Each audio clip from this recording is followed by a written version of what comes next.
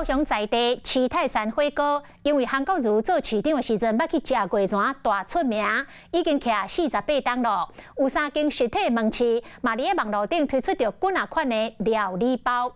但是七泰山用着泰山2字，这嘛引起着食品大厂泰山企业的不满，提起着商标的诉讼，一审是判七泰山火锅爱改名。煎过变鱼甲大骨汤南做伙，这鼎人客讲甜过花甘，有真侪人介意。伫高雄经营48档的七泰山汕头火锅，立法院长韩国瑜做高雄市长时捌来过，和这间老二花火锅店串起来，毋但有3间食品的店面，网络的商城还有真侪款料理包，也过出名就会惹是非，就因为。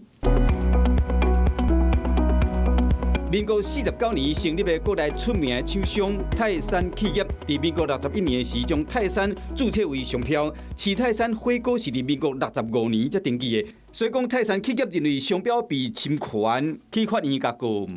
本件一审判决认为被告有涉嫌侵害商标权的行为，那被告也不可以再使用相同或近似于泰山字样的招牌、名片、广告、网页或者是其他的行销的物件。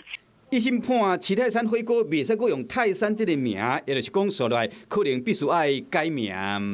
被迫换名了，会影响到伊的生意袂？这个无差啊。安怎讲？伊拢这在这人家固定啊。吃过的应该就是都不会，人家知道了应该就不会啦。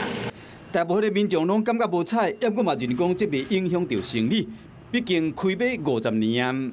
已经有真侪市中的老主顾啊，目前经营第2代头家，面对这一审的结果，要阁赔961800块。真不服已经提出上诉，这案件进入2审的阶段。食品大厂甲高雄在地老二号火锅店，这场店名商标的官司会阁继续判。Hello， 我是蒋欣梅，想要抢先掌握最及时的新闻资讯吗？赶快订阅、按赞、开启小铃铛，锁定华视新闻 YouTube 频道。